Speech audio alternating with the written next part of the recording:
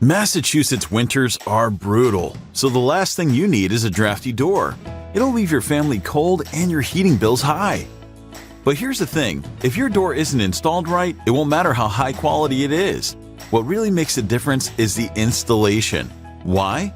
If your door isn't installed perfectly, it's not going to seal properly, and this will cause drafts and ballooning energy bills. A poorly installed door is going to stick, squeak, and jam when you open and close it. Frustrating. But proper installation isn't just about function, it's about beauty. Some contractors are careless and damage your floors and walls during installation. Then you have to pay to fix the eyesores they caused.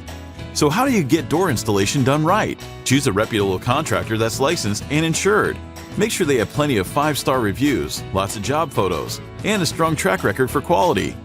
But here's the thing, even the best door will fail if it's poorly installed. That's why it's mission critical to find a contractor that insists on no stone unturned installation.